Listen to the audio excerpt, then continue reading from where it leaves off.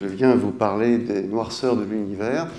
Et en fait, l'idée sous-jacente, c'est qu'il y a intrication entre le sombre et le clair. Il n'y a pas de lumière sans obscurité et vice-versa. Et cette notion d'intrication, je vais la décliner, bien sûr, en ce qui concerne l'univers, mais on la retrouve dans bien d'autres domaines, y compris dans le domaine de l'art. Et c'est pour ça que je vous parlerai de Pierre Soulages et de ce qu'il inspire pour les physiciens. Parce que les physiciens sont passionnés, enfin intéressés, certains, pas tous, par cet art-là. Et j'essaierai de vous dégager pourquoi.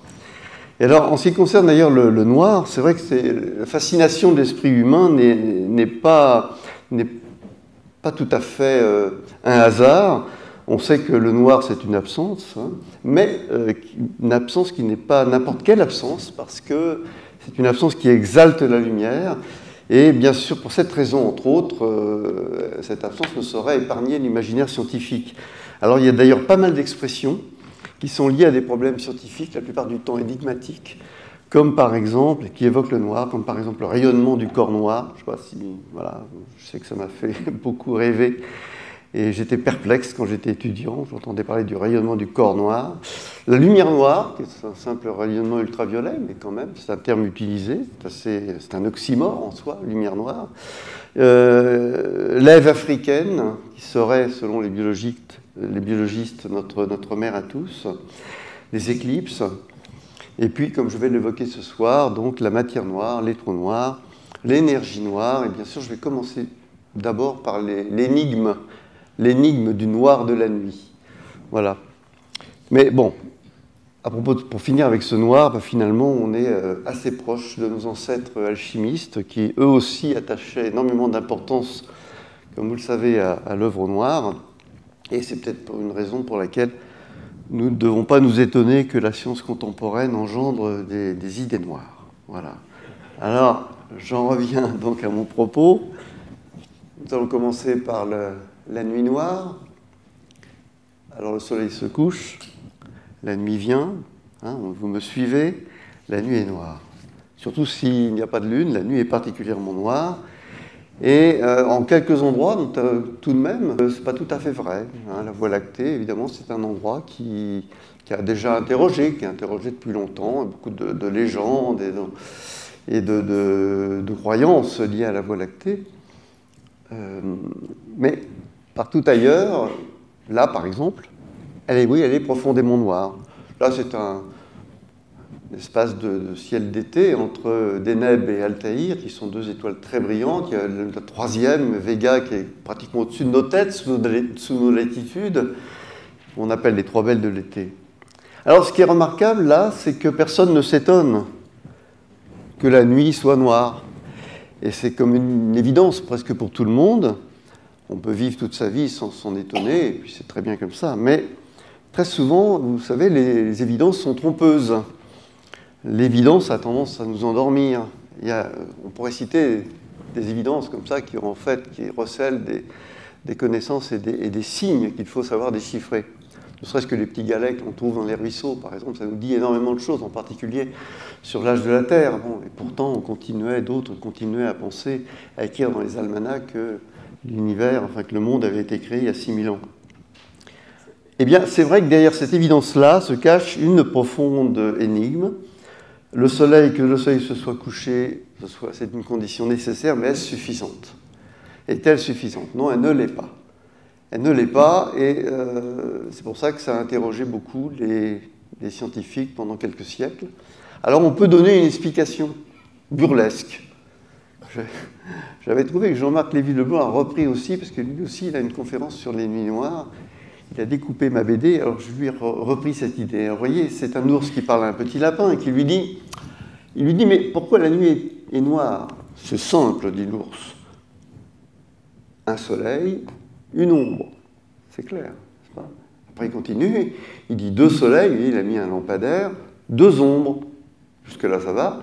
Et il termine en disant la nuit, des milliers de soleils, donc il fait nuit. Voilà, ça paraît normal. Bon, je ne sais pas si vous êtes satisfait par cette explication.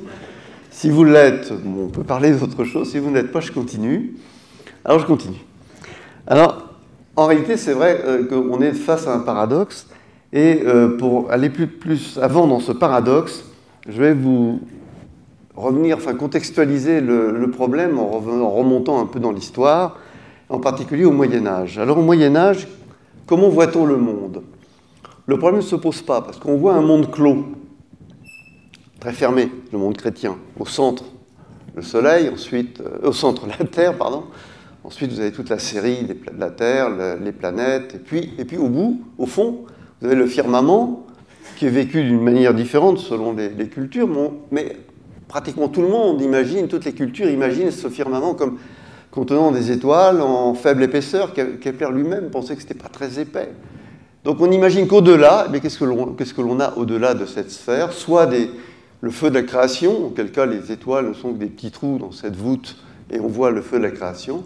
Soit c'est le néant, mais en même temps le tout et le rien, enfin on joue sur l'ambiguïté, c'est le divin. Et dans ces conditions-là, il n'y a pas de raison de trouver un paradoxe. La nuit est noire parce qu'on voit des petits points, c'est tout. C'est une très fine couche. Et donc on perçoit le ciel comme une petite forêt. Hein, quand vous êtes dans une forêt pas très épaisse, eh bien vous voyez la lisière pas très loin, vous savez que vous allez pouvoir sortir, donc il n'y a pas de problème. Donc on peut imaginer par analogie la Voie lactée de cette manière-là. Un des premiers, pas le premier, non, parce que les Grecs déjà l'avaient fait, mais après, à la sortie du Moyen-Âge, durant la Renaissance, le premier à vraiment bousculer cette idée, c'est, vous le savez sans doute, Giordano Bruno, qui écrit ce fameux livre de l'infini de l'univers et des mondes.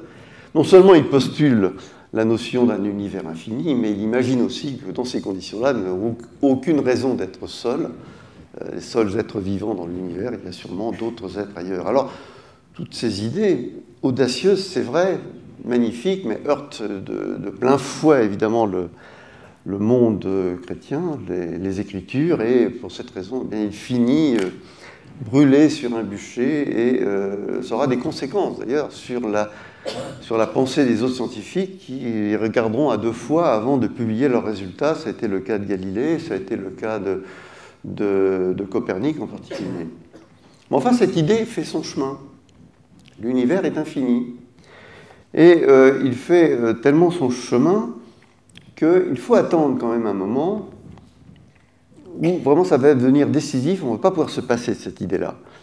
Et c'est lorsque Newton élabore sa théorie, cette fameuse théorie de la gravitation. Là, c'est une vraie révolution, parce qu'avec une seule et même théorie, il relie des phénomènes complètement disparates, comme les marées, la pomme qui tombe, le mouvement des planètes, le mouvement de la Lune, et aussi l'aplatissement de la Terre au pôle. C'est rare qu'une théorie soit aussi unificatrice, aussi belle, une simple théorie comme ça rend compte de phénomènes aussi, en apparence aussi divers et variés.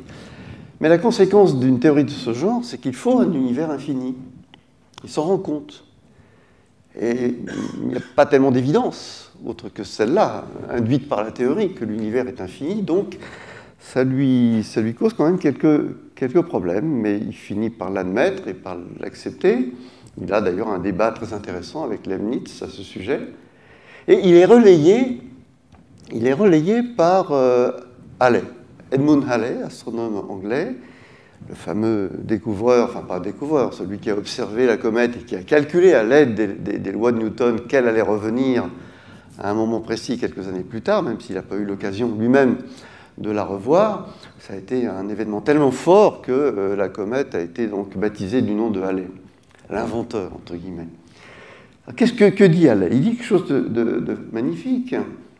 Il dit, si le système entier était fini, je l'ai écrit, je peux vous le montrer, si le système entier était fini, par système entier pensé univers, il serait de toutes parts entouré d'un néant infini, et les étoiles extérieures, celles qui sont les plus éloignées, chuteraient, mais elles ne sont pas contrebalancées par d'autres plus loin, donc les étoiles extérieures chuteraient vers celles proches du centre, et au cours du temps, fusionneraient pour former une seule et même étoile. Voilà le souci de certains scientifiques de l'époque, et c'est pour ça qu'ils ont besoin d'un univers infini, parce que dans ce cas, il n'y a aucun centre privilégié, et les étoiles ne sont attirées par rien de précis, aucune direction privilégiée.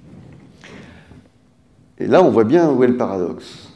Donc c'est là que le paradoxe est introduit. Et ils sont deux. Il y a Chézot, astronome français, qui est assez jeune, qui en parle, qu'on parle très bien, mais vous savez, c'est compliqué.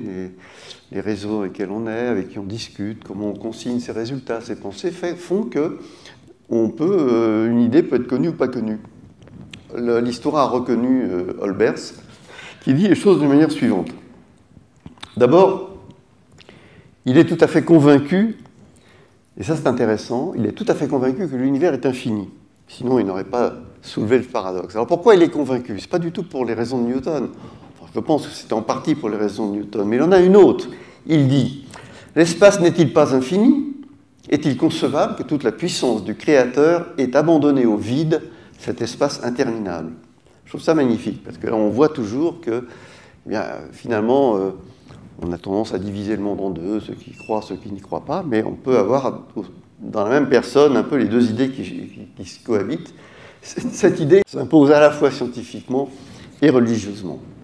Et donc, lui aussi postule un paradoxe qu'il formule de cette façon-là. Il dit, s'il existe réellement des soleils disséminés dans la totalité de l'espace infini, et s'ils sont situés à des distances égales les uns des autres, il n'y a pas besoin de faire cette hypothèse, mais mettons, leur nombre doit être infini car la voûte du ciel, leur nombre doit être infini, bien sûr, puisqu'on est dans un univers infini, et la voûte du ciel apparaître aussi brillante que le soleil.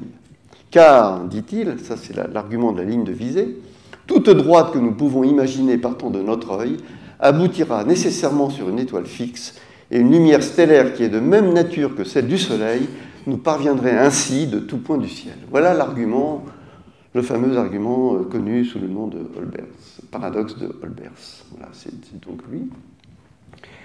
Et il y a eu ce paradoxe, évidemment, a beaucoup troublé les gens. Et du coup, pour reprendre l'histoire de la forêt, eh bien, effectivement, ça permet bien de comprendre ce qui se passe. Lorsque vous êtes dans une forêt, vous voyez très bien les troncs très proches de vous. Vous les voyez bien séparés, vous voyez entre ces troncs, mais on imagine qu'au bout d'un moment, ben, quel que soit l'endroit où on regarde, boum, notre regard tombe sur un tronc. Voilà. Donc on ne verra pas à la sortie, il y a un moment où il n'y en a pas, il y a un moment où il y a un mur. Alors on peut calculer, mais je vous épargne ça, mais ce sont des calculs qui ont été faits par pas mal de gens, dont Olbers, dont Chézot, dont Lord Kelvin aussi. On peut calculer ce qu'on appelle la profondeur possible, la limite, ce qu'on appelle la limite de visibilité ou d'invisibilité. Là, dans le cas d'une forêt, il suffit de connaître la distance moyenne entre les arbres et l'épaisseur de chaque tronc, le diamètre de chaque tronc. On voit très bien, ça vous permet de dire, bon, on peut regarder 50 mètres, 100 mètres, ou, voilà. On peut faire la même chose, exactement la même chose avec le ciel. Et il y avait des réponses déjà qui étaient apportées. Certains disaient, ah, bah, non. Dans le cas de la forêt infinie, de toute façon, l'idée était celle-là. Ça se passe peut-être très loin, mais il y a un moment où, de toute façon, on a ce mur. Alors, on a essayé de sortir de ce paradoxe. Comment? Il y a eu plein de solutions qui ont été recherchées. Retour à un univers fini, mais bon, il y avait des arguments contre. L'absorption. Les gens se sont dit, mais il y a peut-être de la poussière, il en faut peu, mais il y a de la poussière. On voit dans la Voie lactée des zones un peu sombres, donc on a postulé cette idée de poussière.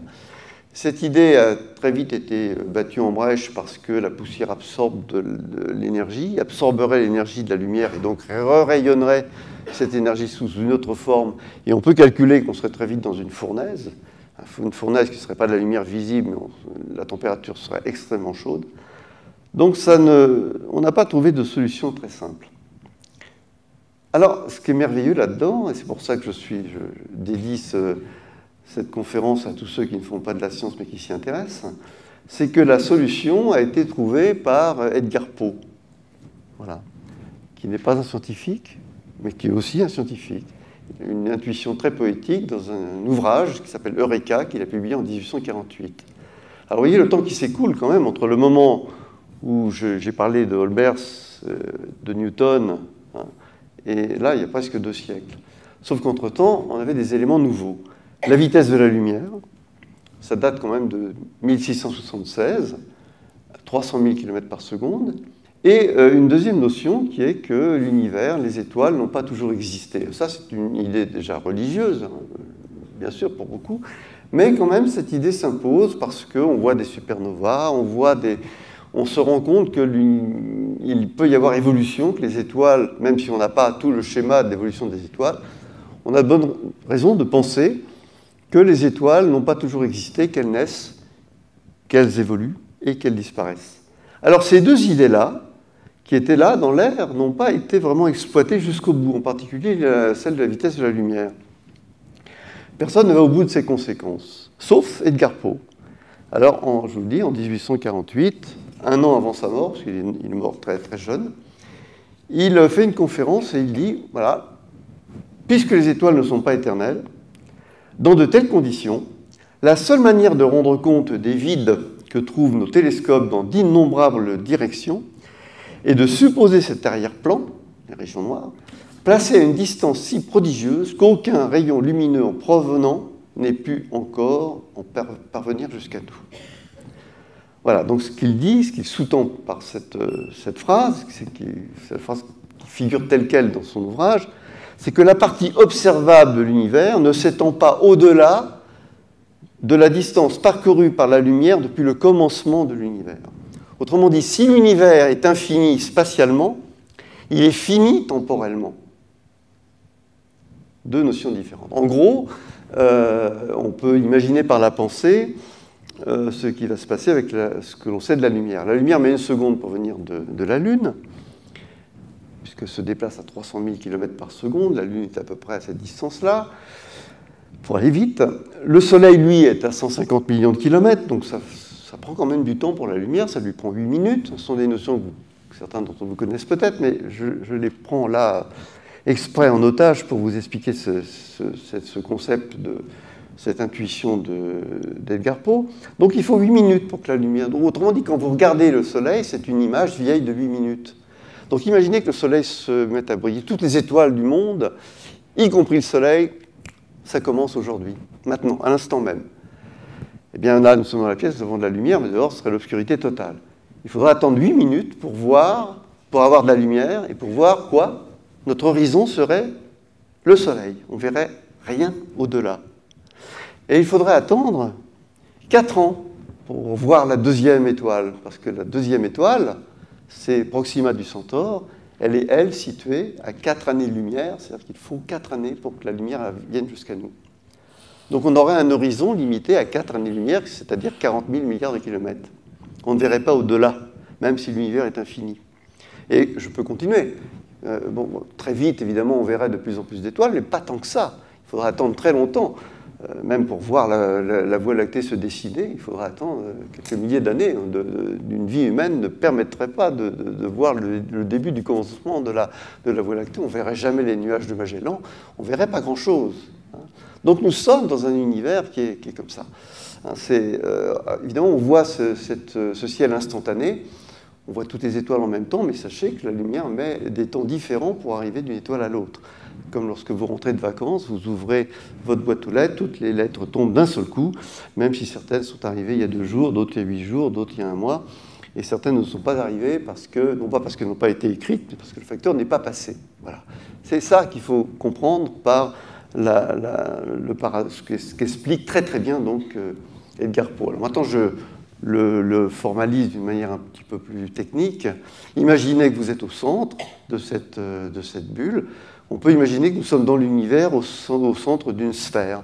La sphère bleu foncé représente l'univers, cet univers qui nous est accessible par le regard, parce qu'au bord de la sphère, eh bien, la lumière a réussi à arriver jusqu'à nous depuis le commencement. Ce commencement, Edgar Poe ne le connaissait pas, mais il supposait que c'était les étoiles qui marquaient le commencement. Nous, on sait aujourd'hui que c'est le Big Bang, ça revient au même.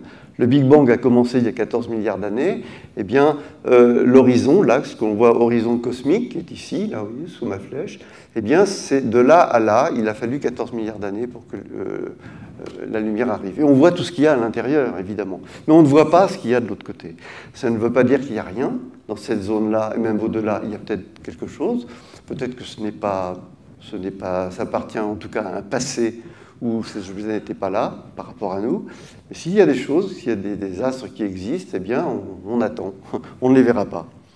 Voilà, donc pour résumer ce que je viens de dire, hein, au-delà de l'univers visible, une lumière provient d'étoiles qui sont soit trop loin dans l'espace, et donc qui n'est pas arrivée, ou alors correspond à un passé où ces étoiles n'existaient pas.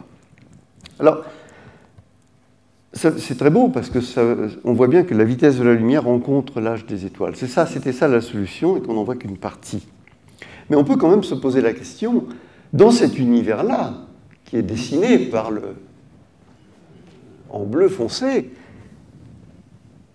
il y a ou il n'y a pas assez d'étoiles pour recouvrir le ciel? Parce que finalement, c'est ce que l'on voit. On pourrait imaginer qu'il y a suffisamment d'étoiles. C'est curieux qu'il n'y en ait pas assez. Alors on peut faire des petits calculs, on se rend très bien compte. Déjà, ça a été fait déjà même avant qu'on connaisse l'histoire du Big Bang. Il faudrait attendre beaucoup plus longtemps, c'est-à-dire qu'il faudrait que l'univers soit beaucoup plus âgé. Il faudrait un volume des millions de fois plus grand que celui-là pour qu'on finisse par avoir suffisamment d'étoiles. Et en fait, on a fait ce travail d'une certaine façon. Grâce au télescope Hubble, on a obtenu cette image, par exemple. Cette image est une des images les plus profondes que l'on puisse obtenir aujourd'hui du ciel visible. Je me contente de vous parler du visible, puisque c'est ce qui nous intéresse ici. Hein. Je ne vous parle pas d'infrarouge, ni de l'ultraviolet, ni d'autres domaines de longueur d'onde. Eh bien, dans le domaine relativement visible, encore que là, on est assez dans le rouge, eh bien, on voit ici pas mal de choses, bien sûr. On en voit 3000, à peu près 3000 astres, des étoiles, surtout des galaxies, d'autres voies lactées situées à des très très grandes distances. En tout cas, là, vous observez quelque chose qui s'est... La plupart de ces astres sont au moins à 4 ou 5 milliards d'années-lumière de nous. Donc c'est une lumière qui est partie depuis très longtemps. La Terre commençait juste à s'ébaucher à ce moment-là. Eh bien, pour vous donner une idée, mais vous voyez que vous avez encore du sombre autour, vous avez encore du noir. Donc on ne remplit pas, on ne couvre pas, et on ne peut pas couvrir davantage. Et si je vais vous montrer l'image suivante, qui correspond, qui vous donnera une idée de ce que le télescope Hubble a regardé en regardant cette région du ciel. C'est une région du ciel minuscule. Donc vous allez voir, vous allez bien suivre l'image, la vidéo, voilà ce que ça donne.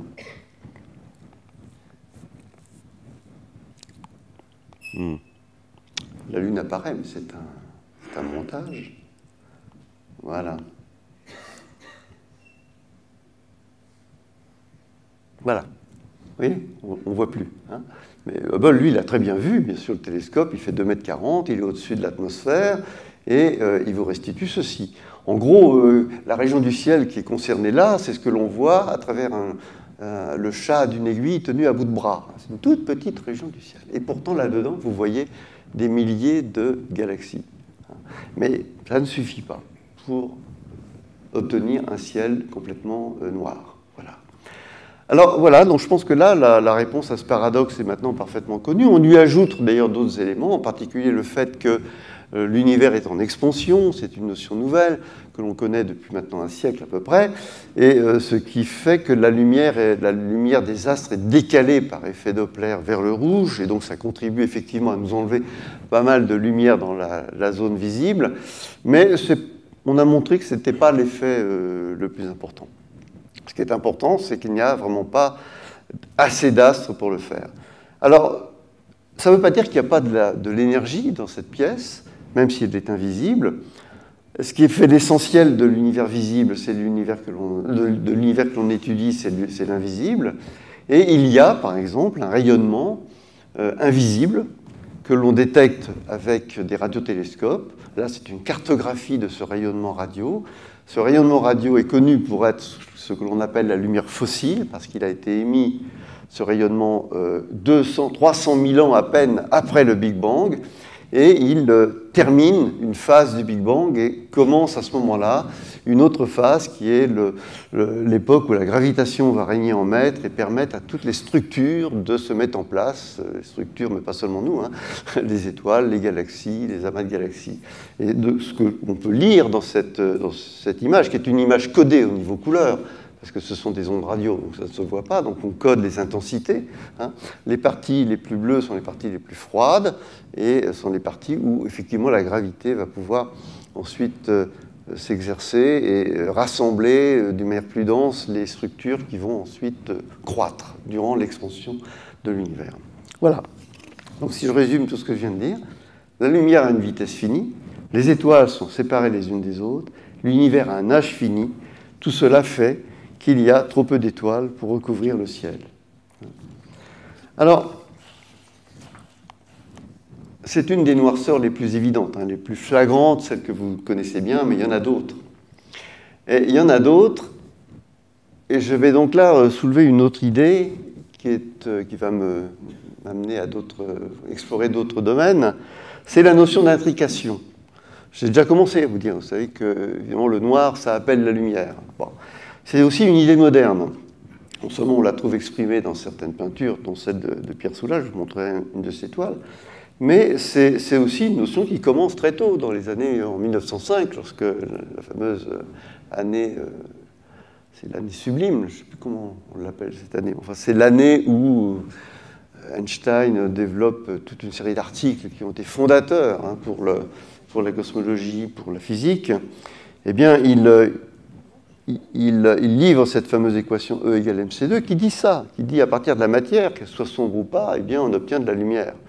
E est l'énergie, égale m, c'est le produit de la masse par la matière. Donc il y a un lien très fort entre la masse et c au carré, c'est la vitesse de la lumière.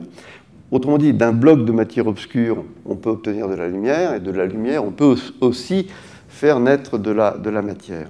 Or, il se trouve que il faut savoir ça, il faut l'avoir en tête, et les astronomes ont été soumis à ce dilemme très tôt. Là, je vous donne une image de ce que pourrait voir un extraterrestre ne connaissant pas notre planète, arrivant à proximité de la Terre dans son vaisseau, il a des instruments, il est sensible à la lumière visible, il voit ça. Bon, il voit des petits points jaunes, et puis il ferait une description de ce qu'il a vu.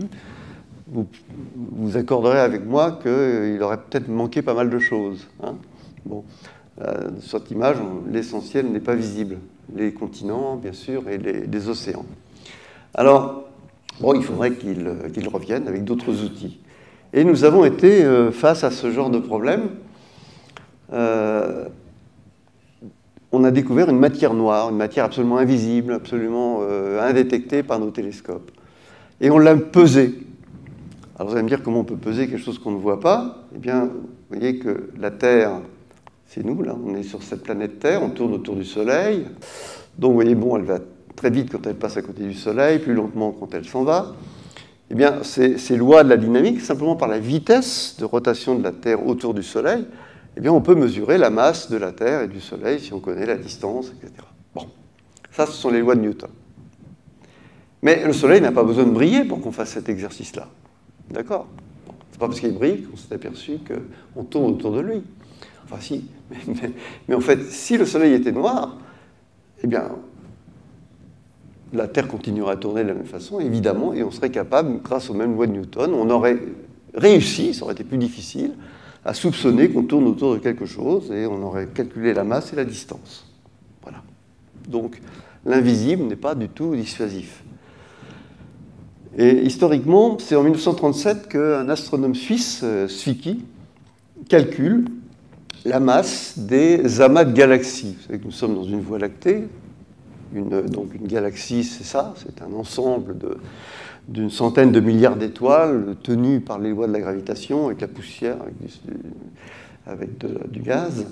Eh bien, ces galaxies, elles sont séparées les unes des autres, mais elles sont réunies en amas et elles ont des mouvements. Eh bien, ces mouvements, c'est important. Ce qui fait que soit ça leur permet de s'éviter, ça permet d'éviter qu'il n'y ait plus qu'un seul objet au centre, c'est toujours les mêmes arguments. Eh bien, Zwicky étudie donc par la spectroscopie, c'est une technique indirecte, mais très très puissante. Il étudie la vitesse de ces galaxies et s'aperçoit qu'elles vont extrêmement vite, donc comme si elles voulaient échapper à quelque chose. Vous voyez ici, par exemple, lorsque la Terre passe à côté du Soleil, eh bien la Terre est obligée d'aller très vite pour ne pas tomber dessus. Donc aller vite, c'est ce qui est requis pour ne pas tomber, pour ne pas chuter au centre. Et donc il fait ces calculs-là. Et il fait des hypothèses, il se dit il doit y avoir de la matière noire entre les galaxies.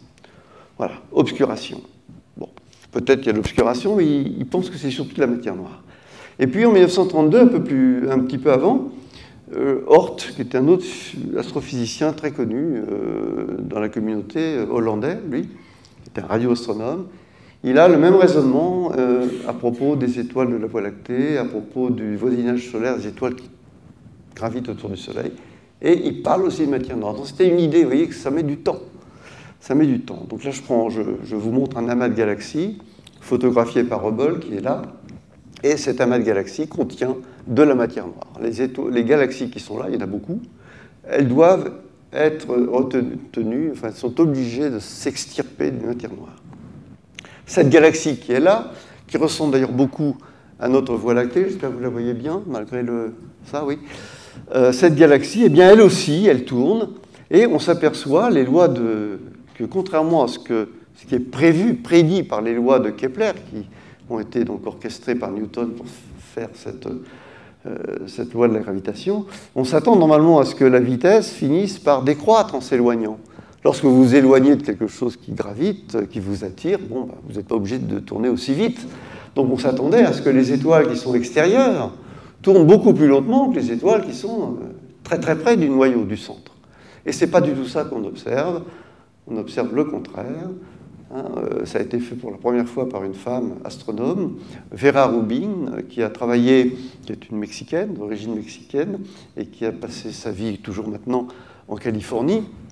Et elle trouve qu'au fur et à mesure elle trouve dans les années 78 qu'au contraire, les étoiles les plus éloignées du centre tournent encore toujours aussi vite. Parfois, elles vont un petit peu moins vite, mais on ne voit pas, on n'assiste pas à un déclin de cette vitesse comme on pouvait l'imaginer.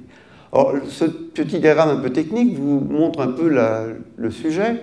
Lorsqu'on est au centre d'une galaxie, là c'est 0, là c'est ce qui est écrit en bas, c'est la distance au centre d'une galaxie, et ce qui est écrit en haut, c'est la vitesse.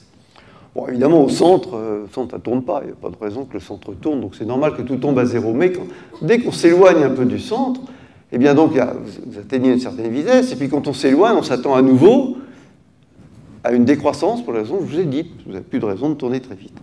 Eh bien, ce n'est pas du tout ce qui est trouvé. Vous voyez, dans certaines galaxies, ça continue, c'est constant. La vitesse ne descend pas.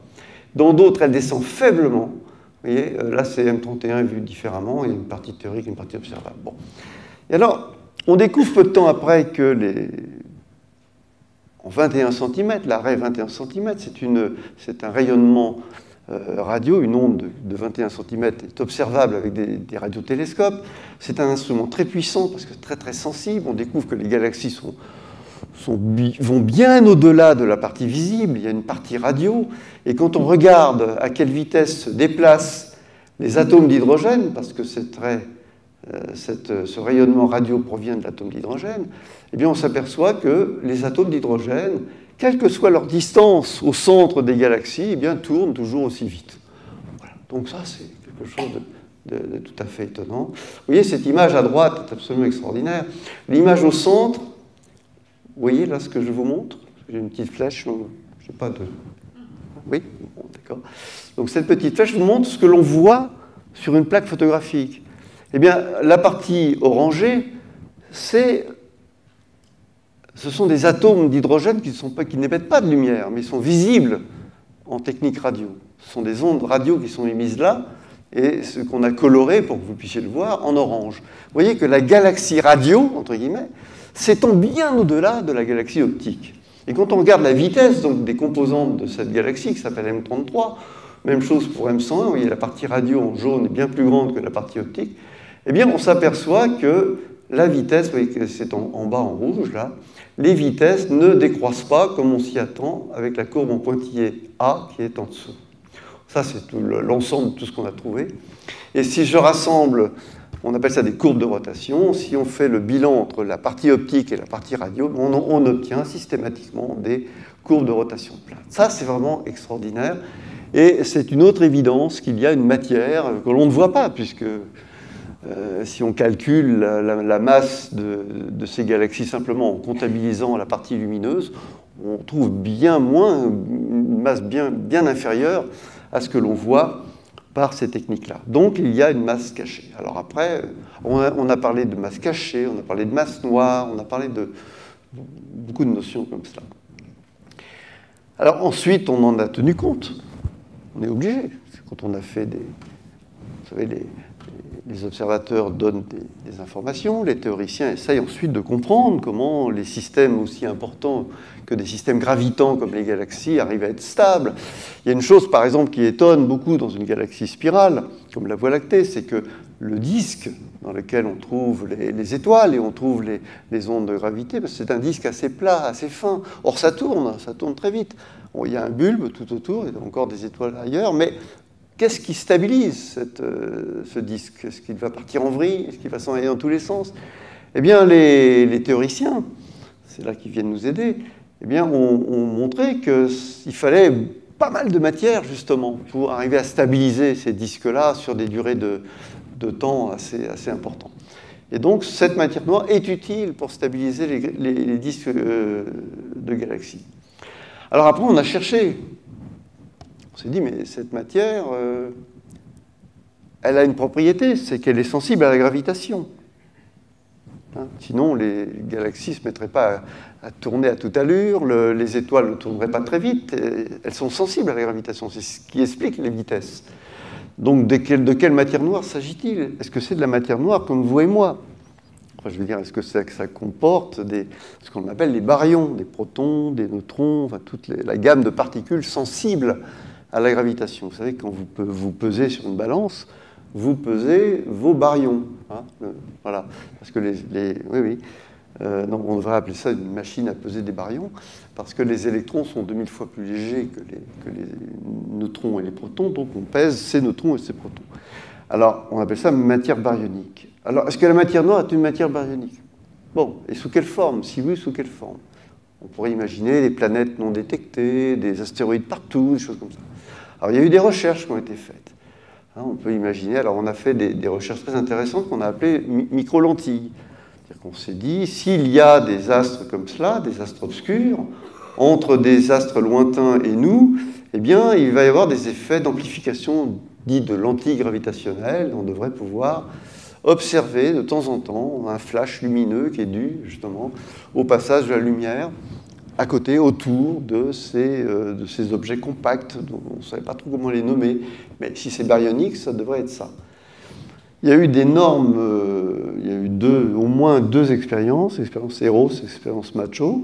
Eros, c'était aux États-Unis et Macho, c'était en France, ou l'inverse, je ne sais plus. Je ne sais plus. En tout cas, ces millions d'étoiles ont été observées pendant une dizaine d'années et on n'a rien trouvé. Donc, ce n'est pas ça. S'il y a de la matière noire, ce ne sont pas des lentilles, ce ne sont pas des planètes, c'est autre chose. Et pour l'instant, il n'y a pas de détection. Et pour l'instant, on ne sait pas. On a évidemment envisagé d'autres hypothèses, d'autres types de particules, toutes ayant la propriété d'être sensibles à la gravitation, mais on n'a pas de réponse. Et c'est extrêmement important qu'on en ait une. Pourquoi? Parce que quand on revient sur cette image-là, qui est l'image de ce qu'était l'univers 300 000 ans après le Big Bang, on voit que la matière n'est pas uniformément répartie, heureusement, sinon nous ne serions pas là pour en parler. Il y a des endroits où il y a plus de matière que d'autres. Et tout ça, ça doit s'amplifier au fur et à mesure, pour donner naissance aux étoiles. Bon. Mais l'amplification, elle n'est pas facile à obtenir parce que l'univers, n'oubliez pas, est en expansion. Donc quand la gravitation rassemble, l'expansion fait l'inverse. Et c'était très compliqué pour les théoriciens de comprendre comment on arrivait à former un univers tel qu'on le voit aujourd'hui, très hiérarchisé, avec des vides immenses et des endroits très très compacts, en si peu de temps. Parce que 14 milliards d'années, c'est pas très long s'il faut lutter contre l'expansion. Et c'est là que la matière noire vient à notre rescousse, parce que la matière noire, au contraire, peut rassembler et peut évidemment compenser cet effet de gravitation, pourvu qu'on sache ce qu'est cette matière noire. Vous avez des matières noires, vous voyez, pour arriver à ce résultat. Alors, vous avez plusieurs types de matière noire. On peut l'imaginer chaude, c'est-à-dire légère, et donc qui se déplace dans l'espace à des vitesses relativistes, proches de la lumière. Ou on peut l'imaginer froide, ce qu'on appelle les weakly interactive massive particules, c'est-à-dire des particules, si elle est froide, c'est-à-dire qu'elle est massive, elle ne se déplace pas vite, hein, mais elle agit, elle interagit, et donc elle permet de maintenir en place et de permettre à des structures de se former. Dans le cas de la matière chaude se déplace sur de grandes distances, donc vous vous attendez à faire des choses extrêmement diluées, nettoyées, hein, des grandes structures sur des milliards, des millions d'années-lumière, alors que nous observons autour de nous des structures plus petites. Hein, je ne parle pas des étoiles, mais aussi des galaxies, des bras, des amas de galaxies. On observe un univers qui est plutôt comme celui-là. Pas trop non plus, parce qu'on n'a pas des structures trop petites. Donc aujourd'hui, on se dit il faut qu'on ait, et ça serait bien que la matière noire soit ni trop froide, ni trop chaude. Voilà. Je dis en passant qu'il y a une autre théorie hein, qui s'oppose à la matière noire, qui est la théorie qui modifie la loi de la gravitation, mais je n'aurai pas le temps d'en parler ici. Alors voilà, donc cette matière noire nous excite beaucoup. Si on fait le bilan de ce qu'est l'univers aujourd'hui, si je prends un morceau d'univers, ça c'est le camembert qu'on vous montre assez souvent. Prenons un camembert qui représente 100% de l'univers. Sur ces 100% de l'univers, vous voyez, la matière noire, c'est 25% seulement. C'est 25%, c'est beaucoup, parce que les étoiles, les baryons, c'est-à-dire vous et moi, et les étoiles aussi sont faites de neutrons et de protons, ce n'est que 5%. Et il y a une autre énergie, il y a autre chose, il y a cette énergie noire, 70%, dont je ne vais presque pas vous parler, mais qui est une des découvertes majeures des 10-15 dernières années, c'est que l'univers aujourd'hui, non seulement est en expansion, mais alors qu'on s'attendait que l'expansion ralentisse, on s'aperçoit que l'expansion accélère. Alors c'est très étonnant, parce que l'univers est quand même plein de matière, noire ou pas, donc on s'attend à ce que l'expansion ralentisse. C'est un peu comme une balle que vous lancez au bout d'un élastique. Au bout d'un moment, quand même si vous avez tapé fort, vous pouvez casser la balle, bien sûr, ça s'en va, mais vous pouvez aussi ne pas casser la balle, puisqu'on est dans un régime un peu comme ça, donc on s'attend qu'à un moment donné, ça revienne. Eh bien, pas du tout. On observe au contraire que l'univers s'envole. Il s'envole, il accélère plutôt que de ralentir. Donc, l'hypothèse, c'est qu'il y a une forme d'énergie nouvelle que l'on ne connaît pas, qui ne ressemble à aucune forme d'énergie connue, j'insiste bien, ni électromagnétique, ni nucléaire, ni électrofaible, ni gravitationnelle, et qui emballe l'univers. Alors là, il y a beaucoup de recherches, beaucoup de travaux qui tournent autour de cette énergie noire, dont on ne sait même pas très bien comment traiter le problème. Mais si je m'intéresse qu'à la partie, j'agrandis, je fais un autre camembert pour montrer ce qu'il y a là-dedans. Là-dedans, il y a ces 60, donc de ce camembert-là, j'en fais un autre. Hein. La partie bleue qui est là, il y a 6% correspondent aux étoiles. Il y a du gaz chaud, très chaud, qu'on trouve entre les étoiles et les galaxies, qu'on a détecté par des rayons X. Vous avez beaucoup de matière invisible qu'on détecte par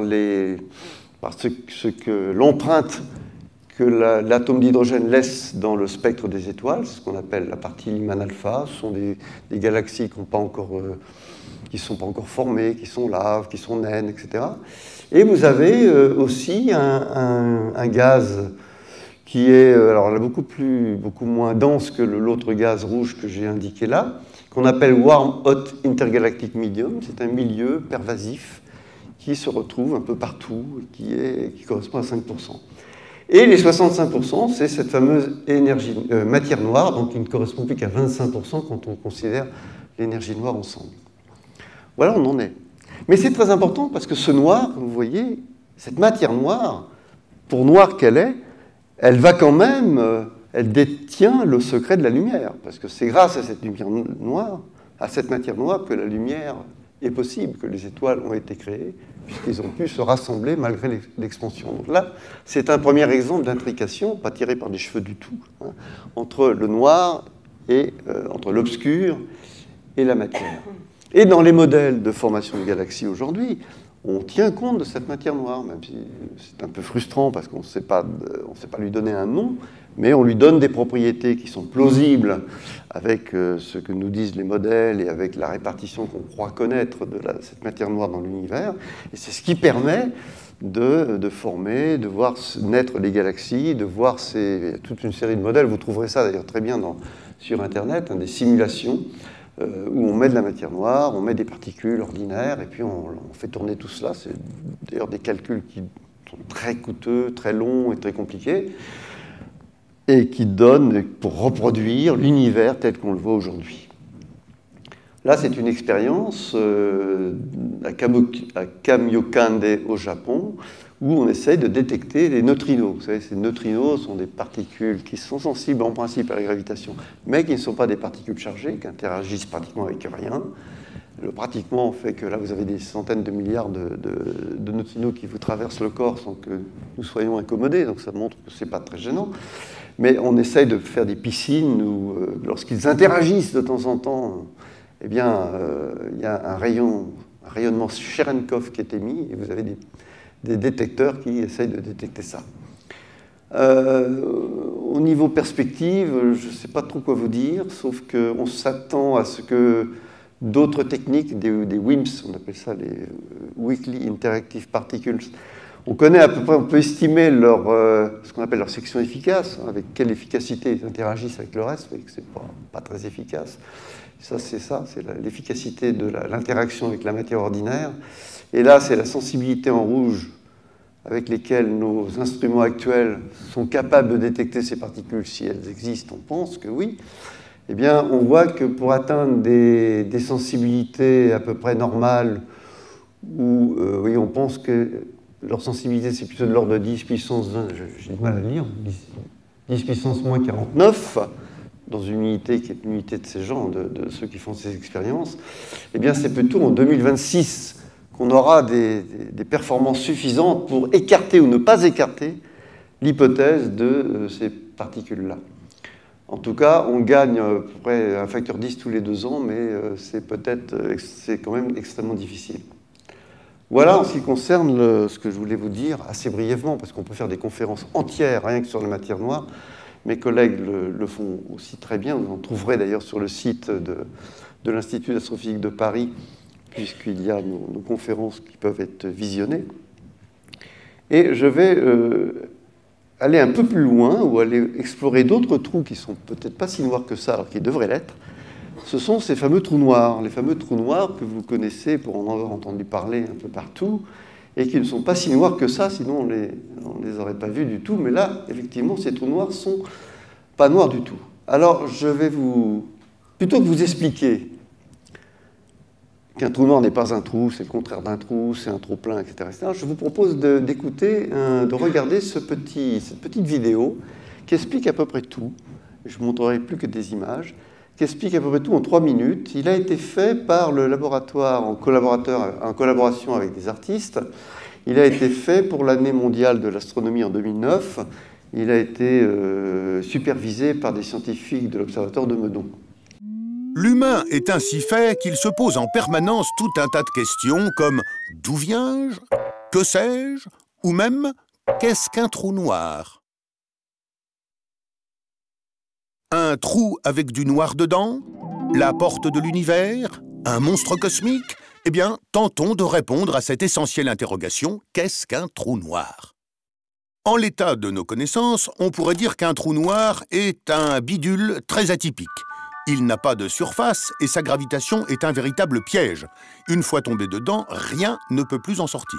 Aucune matière, aucune lumière, pas le moindre petit photon. En réalité, pour que la gravitation y soit si puissante, il faut que la matière capturée à l'intérieur soit vraiment très compacte. Figurez-vous, un trou noir lourd comme la Terre, il aurait la taille d'une noisette.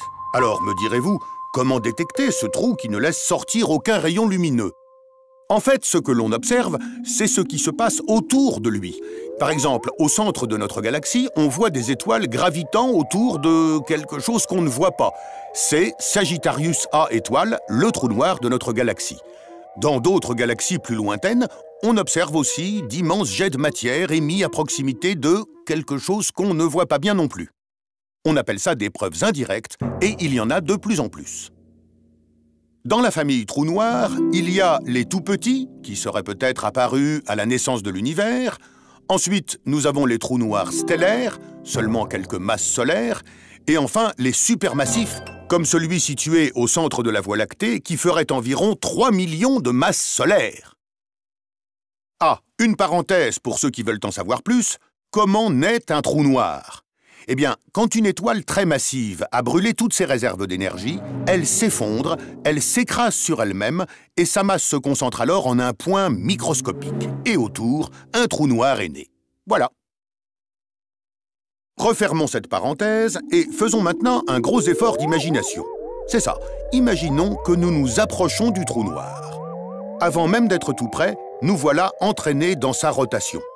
Comme si de rien n'était, nous franchissons son horizon, la zone qui délimite la région d'où ni lumière ni matière ne peuvent s'échapper. Là, première surprise, la matière très dense du trou noir a courbé l'espace-temps sur lui-même, si bien que nous ne pouvons plus nous déplacer en ligne droite. Et puis, le pompon, l'espace est devenu du temps. Comme lui, il s'écoule. Vous vous souvenez que nous autres humains ne savons pas remonter le temps. Eh bien là, dans notre trou noir, c'est l'espace qui est devenu impossible à remonter. Il est irréversible. C'est ainsi qu'en franchissant cette frontière, notre voyage est sans retour. Écoutez bien, sans retour.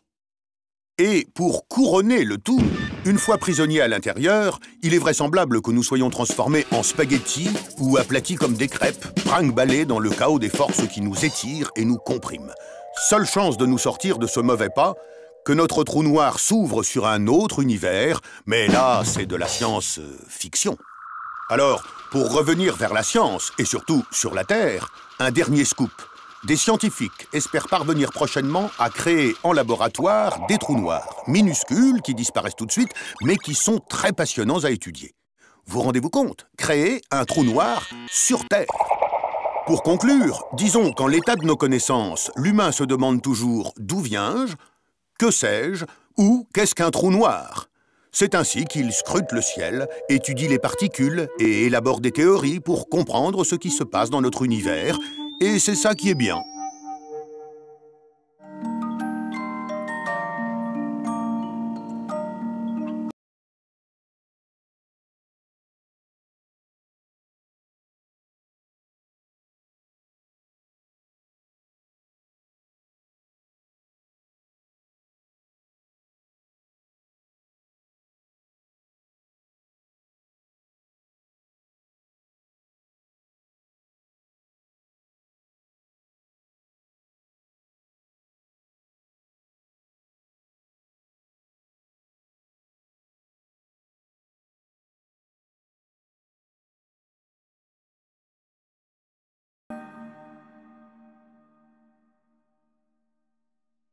Voilà, c'est ça qui est bien.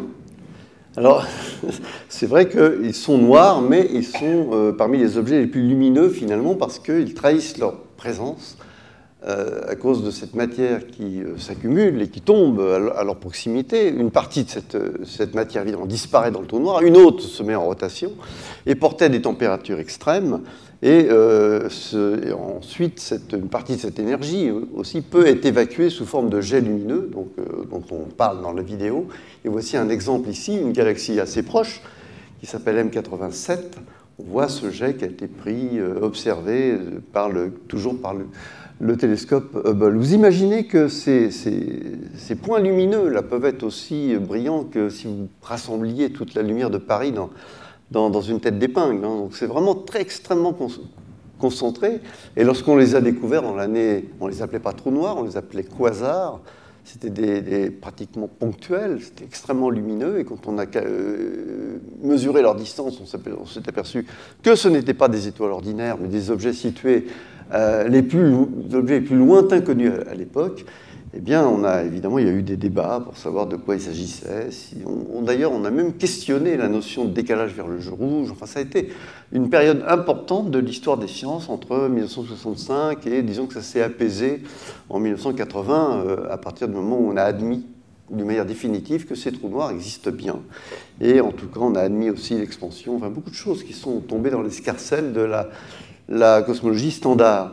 Là, c'est un autre exemple où vous avez une galaxie qui est sur la tranche, on dirait un cigare cubain, hein, et vous avez de chaque côté eh bien, des jets lumineux. Ce n'est pas toujours le noyau. Le noyau, parfois, il est très lumineux, mais il y a aussi ces jets qui s'étendent à des distances colossales, ça irait pratiquement entre ici et 1 mètre ou 2 mètres au-dessus de chaque côté. Hein, là, j'en ai coupé un bout. Donc, c'est vraiment fabuleux. Alors, il y a évidemment, la science-fiction s'est emparée de tout cela.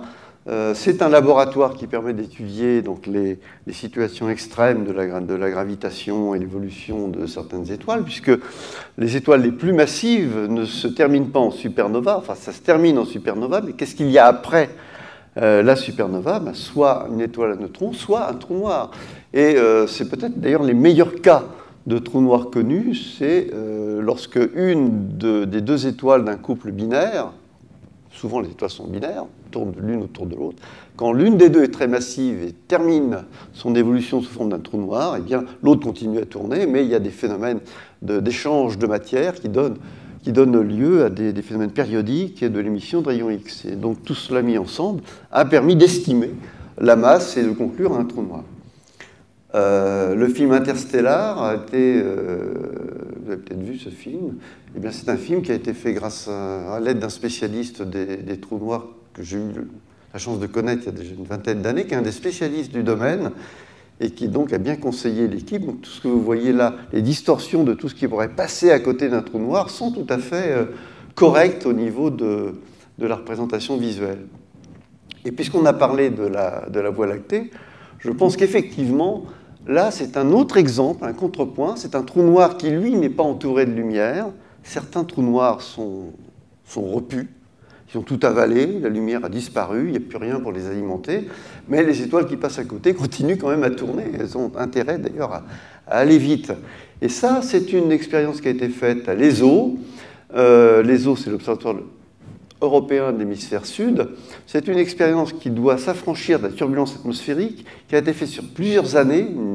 Vous avez en haut à gauche 1992, vous verrez le compteur, ça se fait plusieurs années à des périodes différentes, et on met tout ça à bout, et ça donne un montage vidéo qui vous montre ce qu'il en est. Le trou noir, c'est là, on ne le voit pas, donc on l'a visualisé, c'est la croix rouge qui est au milieu, et voilà ce que ça donne. On visualise les trajectoires, et vous voyez que ces braves étoiles, quand elles passent à côté, eh bien, elles sont obligées de... Elles ont une accélération, parce que sinon... voilà. C'est une merveilleuse observation. Je vous assure, ça, c'est quelque chose qui a été salué par toute la communauté. C'est vraiment extrêmement technique, très difficile à obtenir. Ça a été fait avec un télescope de 8,20 mètres de diamètre. Le miroir fait 8,20 mètres de diamètre. Et c'est vraiment très beau. Et vous voyez que pourquoi on visualise les trajectoires? Parce que là, merci Newton, à cause des vitesses que l'on mesure, on connaît la distance, on a les vitesses angulaires, et on reconstitue l'orbite, et donc on applique les lois de Newton, on a la masse. Et vous avez la masse de l'objet qui est au milieu. Et c'est le trou noir, puisqu'il n'y a pas de lumière qui vient. Et ça vous donne quelques millions de fois la masse du Soleil. Voilà. Alors, ça a beaucoup inspiré, évidemment, l'imaginaire, les acteurs, voilà, vous en voyez un peu partout, même des groupes de rock, des noms de films, des chants, des chansons. Je me souviens plus tout à fait à quoi ça correspond, sauf celui-là, peut-être. On peut acheter aux États-Unis ce petit produit qui s'appelle Black Hole, et qui vous permet de faire briller votre voiture lorsqu'elle est un petit peu usagée. Voilà, c'est le trou noir du pauvre. J'aime bien ça. Alors, il y a encore d'autres trous noirs. Il y a celui-là, par exemple. C'est un globule de Bock, de l'astronome hollandais qui a observé cela. Et ce sont des régions obscures de la Voie lactée. Et là, c'est une obscurité active qui va donner naissance à la lumière, puisque c'est dans ces pouponnières d'étoiles que les étoiles, peu à peu, vont se former. Pour former de l'étoile, il faut de la poussière, souvent de la poussière carbonée. Donc, le carbone joue un rôle, non seulement pour former les étoiles, avec le silice aussi, mais c'est à l'origine de la vie, comme vous le savez. Mais vous voyez, cette image est très trompeuse, parce que dans un amas comme celui-là, on croit qu'il y a beaucoup de poussière. Oui, il y en a beaucoup, puisqu'elle absorbe tout. Mais vous seriez dedans, eh bien, vous rencontreriez un grain de poussière tous les 100 mètres ou tous les kilomètres. Ça vous dit aussi la taille que ça doit avoir pour obtenir un obscurcissement de ce genre. Ceci dit, on peut regarder en infrarouge. L'infrarouge passe à travers, et là, on voit les étoiles. Voilà. Alors, d'où venons-nous? Donc, c'est peut-être une des raisons pour lesquelles on contemple le ciel. Si on est fasciné par l'obscur, si on recherche des lueurs aussi loin, en cherchant les galaxies lointaines, dans l'espace et dans le temps, c'est une façon d'être à la recherche de nos origines. Et moi, je suis, pas seulement pour conjurer nos peurs, nos craintes, il y a un respect là-dedans, mais il y a cette recherche de l'origine. C'est un des fondements de l'astronomie. Et j'ai lu, il n'y a pas très longtemps, un livre de Primo Levi, qui s'intitule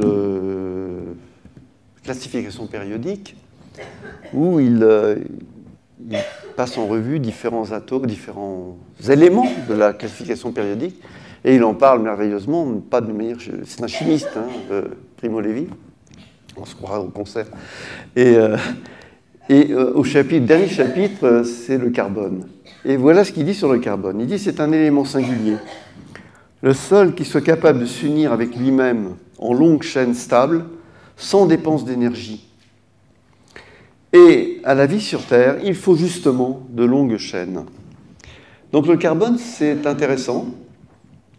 Et j'ai choisi de vous le montrer parce que pour illustrer l'intrication, là, vous avez le charbon, le type de charbon qu'on trouve sur la surface de la Lune. Vous savez que la Lune est beaucoup plus sombre que nous, hein, que la Terre.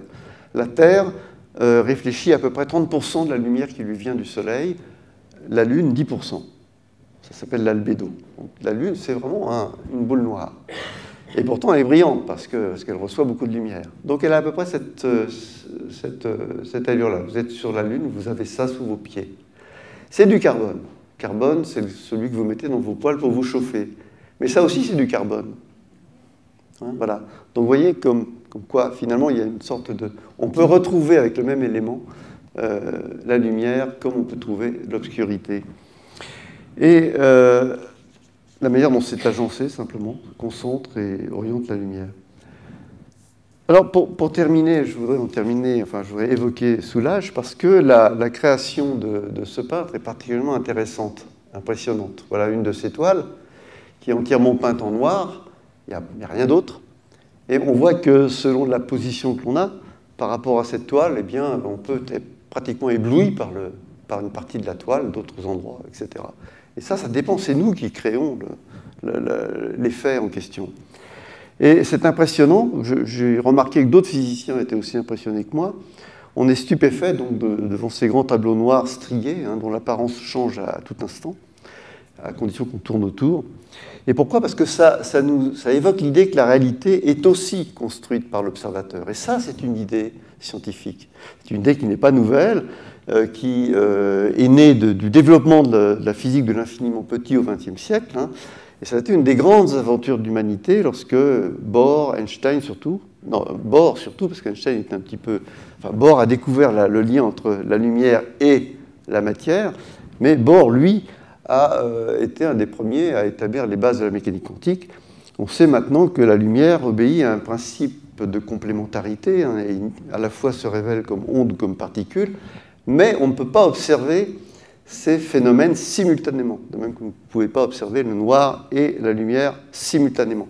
Donc l'un ou l'autre sont les facettes d'une réalité, et du coup ça nous invite à nous poser la question toujours, hein, de qu'est-ce que la réalité? Voilà, je terminerai en disant qu'effectivement on ne connaît pas le statut de la réalité.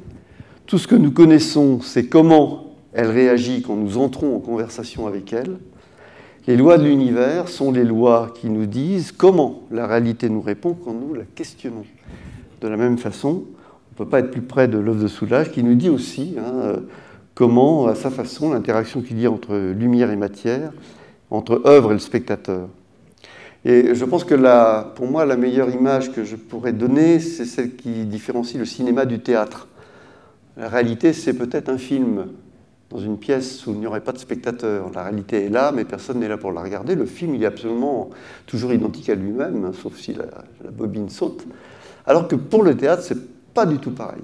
Vous avez des acteurs, et les acteurs ne jouent pas la pièce de la même façon. Ça dépend des soirs, ça dépend de la manière dont les spectateurs réagissent à la pièce qui leur est proposée. Voilà, je vous remercie, je vais m'arrêter là.